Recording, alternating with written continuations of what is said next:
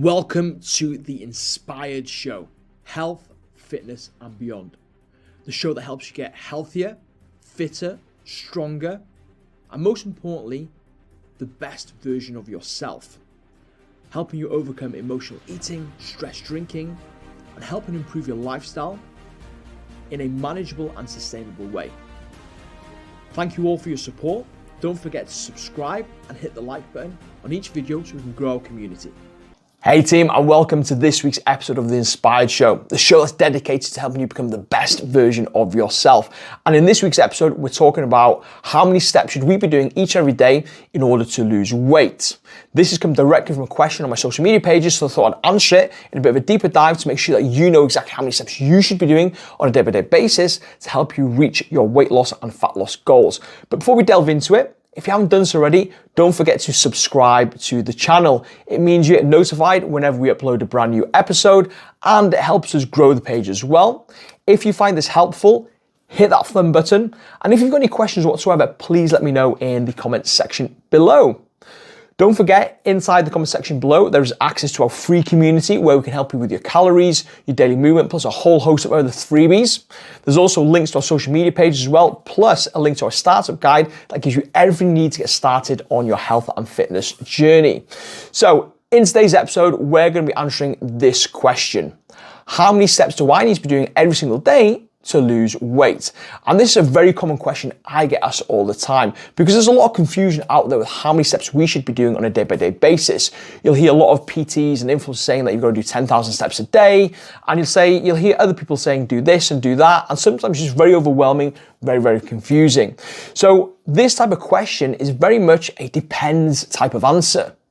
There is no one true answer that you should be aiming for, because what we need to understand is everybody's different. We all have different abilities, lifestyles. Some people have medical conditions, different responsibilities. So giving people a blanket amount of steps to aim for each day just simply isn't helpful. Because some people may be able to hit that relatively easily and exceed it. Other people might find it incredibly hard and could find it very overwhelming and could have a negative impact on their mindset and mental health as well. For example, let's say you've got somebody that works on a shop floor, okay? They spend their day on their feet all day, interacting with customers, maybe restocking, and they're to and from. They're probably doing 12, 13, 14,000 steps just in work. So they would have high daily movement and daily activity. On the other hand, you might have somebody who has some medical conditions, limited mobility, chronic pain, that spends hours and hours in bed because of the mobility issues. Or you might have maybe a single parent who is working a full-time job behind a desk all day, where they've got to do the school run, then behind the desk all day, after school clubs, and then sorting out the kids before bedtime. And they might find it very, very difficult to get 3,000 or 4,000 steps a day. So what we need to actually do is actually look at the individual and set specific targets to where we are with things right now and what we need to be doing. What I would say is, if you're doing 10, 11, 12, 13, 14 plus, then you're probably doing enough steps as it is. And if you're struggling from a weight loss point of view, then I wouldn't say daily movement is your biggest challenge right now. I would say it's around the nutrition and around the mindset. And again, if anybody's struggling with hitting a high amount of steps, but struggling with the nutrition and mindset, then let me know in the comments. And then what I can do is video specifically, an episode specifically on the challenge that you may be facing right now. But let's look at the people that may be doing under 10,000 steps a day, because 10,000 steps a day seems to be this magic number that a lot of people spout out to give people an aim to aim for. Now, this originated from Japan in the 1960s, I believe. Correct me in the comments if I'm wrong, but it's a bit of a marketing gimmick from the company, and I think it's got something to do with the logo. It looked like 10,000 steps per day, so that's where it originated from. Now, there's nothing magical about this number. So what I would say is the amount of steps that you need to be doing, it needs to be relevant to you and your circumstances. And there is no ideal number. What we need to be looking at is, one, what's the highest amount of steps we can fit into our lifestyle that doesn't add any additional stress to our life, that doesn't complicate our life, that isn't overwhelming, and we can maintain long term.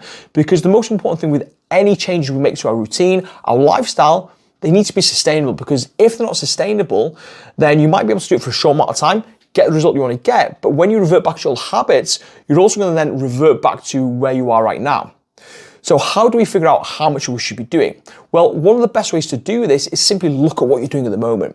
So if you're wearing a smartwatch, that's a really good starting point. So what I would do is go into your app that controls the smartwatch. If it's the Apple Watch, go into Apple Health. If it's Fitbit, go into the Fitbit app. If it's a Garmin, go into the Garmin app.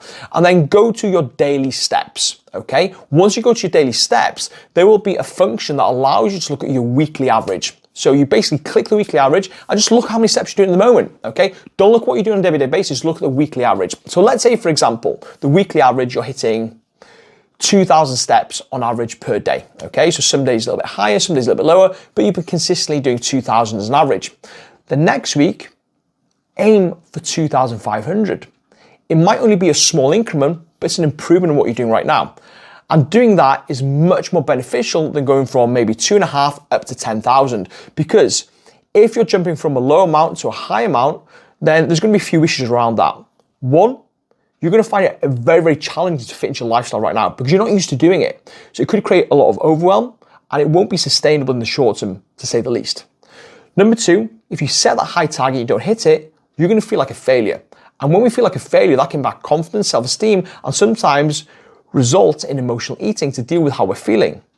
Or three, if you're really not used to moving as much, you could be causing yourself injury because your body's not going to be used to moving that amount in any given day. So it's much better to set a lower target and hit it and build up your confidence than set a higher target, not hit it, and dent your confidence.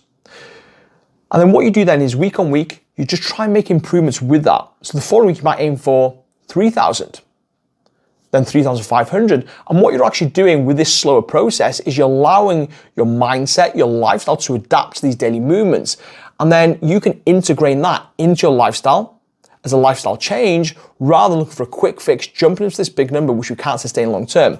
And you might eventually get up to 10, 11, 12,000 steps, but because you've allowed yourself time to do it, you've allowed your body to adapt, your mindset to adapt, you're going to be much more likely to stick to it. So remember, there is no magic number. It's just about making improvements and progress to what you're doing right now. And if you do that, you will always be winning because it's much better to be consistently making progress than inconsistently being perfect.